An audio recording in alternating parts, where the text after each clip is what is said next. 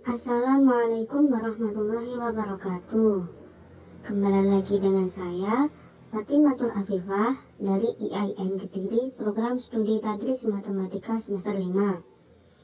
Kali ini, saya akan membahas mengenai metode transformasi untuk mencari nilai optimum dengan menggunakan metode stepping stone. Langsung saja.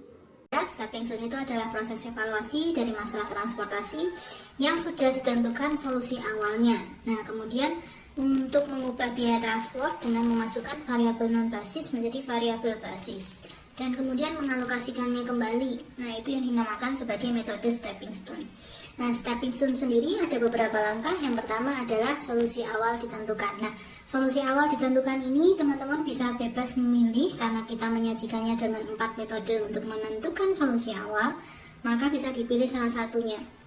Nah, kemudian setelah diperoleh solusi awal, kemudian kita akan menekan ke bawah biaya transport dengan memasukkan variabel non-basis ke dalam solusi atau mengisi kotak kosong dengan suatu nilai. Nah, kotak kosong itu dipilih gitu ya, berdasarkan kita memilih nilai opportunity cost-nya dari yang paling kecil atau yang paling negatif.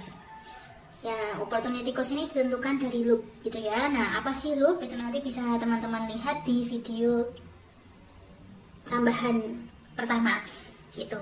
Nah, kemudian setelah kita memilih variabel non basis yang akan dijadikan entering variabel, maka lakukan lagi. Nanti setelah dilakukan, kemudian dilakukan iterasi perpindahan, terus kemudian dengan loop dipilih yang negatif. Nah, kemudian dicek lagi. Nanti kita dapat iterasi tabel iterasi. Nah, dicek sampai semua opportunity cost-nya bernilai tidak ada yang negatif lagi gitu. Saya akan membahas soal nomor 2, di mana untuk dari atau ke-nya saya ganti dengan sumber atau tujuan agar saya enak untuk menjelaskannya. Jadi di sini langkah pertama ini kita ambil dengan solusi awal NWC atau northwest corner gitu ya. Nah, langkah selanjutnya kita akan memilih variabel non basis untuk dijadikan variabel basis atau cari entering variabelnya dengan cara kita mencari opportunity cost-nya untuk setiap untuk setiap variabel non basisnya. Nah, di sini variabel non basisnya ada 4, yaitu yang pertama yang kosong-kosong di sini ini variabel non basis gitu ya. Ada 4, berarti nanti 4 kotak ini yang akan kita selidiki opportunity cost-nya.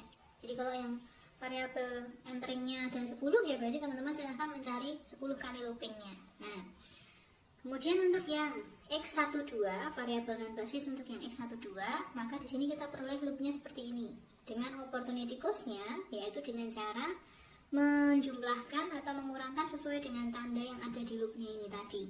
Jadi kalau yang loop pertama di sini berarti nanti opportunity cost-nya didapat dari ditambah 5 gitu ya, positif 5 dikurangi 10 ditambah 15 dikurangi 8 diperoleh nilainya 2. Nah, kemudian untuk yang X13 juga sama, kita cari loopnya dulu gitu ya, diperoleh seperti ini, kemudian kita akan jumlahkan, ini harusnya tambah ya, plus 6, moins 10 dan seterusnya nanti sampai ke negatif 8, hasilnya opportunity cost-nya 3.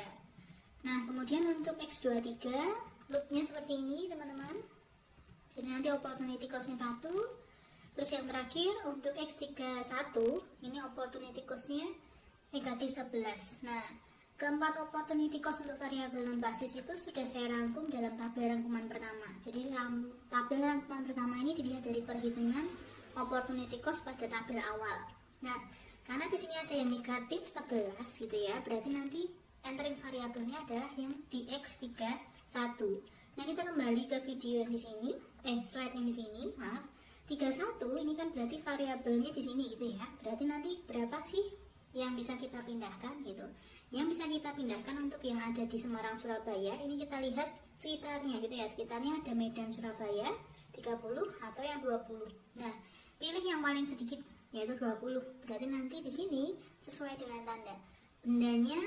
Barangnya yang bisa saya kirimkan adalah ditambah 20. Yang ini negatif berarti negatif 20. Berarti nanti di sini akan jadi 10. Terus yang di sini akan saya tambahkan 20 menjadi 70. Yang di sini akan saya kurangkan 20 menjadi 0. Cek dulu teman-teman. Yang berubah ini kan yang kolom balik papan tetap 70 gitu ya, 70 tambah 0. Nah, kemudian untuk yang di sini kolom Surabaya juga masih 120 tambah 20 tambah 10 masih 150. Terus yang kolom baris Medan ini masih 10 tambah 70 masih 80, 20, 0, 60, sudah juga 80 gitu. Nah, berarti ini nanti yang akan kita tulis kembali di tabel yang baru dengan judulnya iterasi pertama, tabel iterasi pertama. Nah, setelah itu kita dapat tabel iterasi pertama, kita akan cek untuk opportunity cost-nya di bagian sini, sini, sini, dan sini. Atau variabel non basisnya tetap 4. Nah, kita cek lagi. Nah, ternyata diperoleh untuk opportunity cost-nya dengan loop tadi ya tentunya. Ini yang paling negatif adalah negatif 10 di X23. Berarti dari tabel iterasi pertama gitu ya, bagian X23, bagian sini gitu ya. Nah, bagian sini berarti nanti kita punya loopnya adalah ini turun ke bawah, mentok ke kiri, ke atas, dan di sini.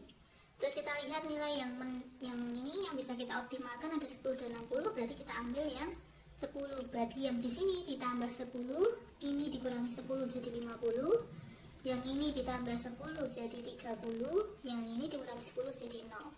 Nah, kemudian kita tulis kembali ke dalam tabel yang baru, tabel iterasi kedua di bagian sini. Ini tabel iterasi yang kedua. Nah, selanjutnya dari tabel iterasi kedua kita akan cari OC-nya atau opportunity cost-nya di bagian sini, satu, yang kedua, yang ketiga, dan yang keempat gitu ya. Nah, tabel untuk rangkuman 3 didapat dari tabel iterasi yang kedua tadi masih diperoleh nilai negatif, yaitu negatif 9.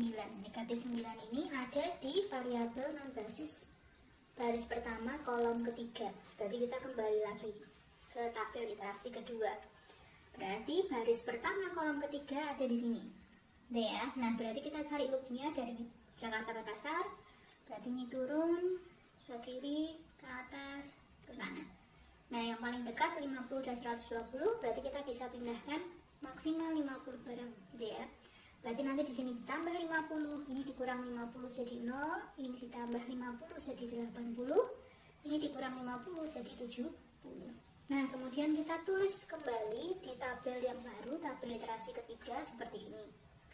Nah, setelah muncul tabel iterasi yang ketiga, kita akan cek kembali untuk opportunity cost-nya di bagian variabel non basis di sini 1, 2, 3, 4.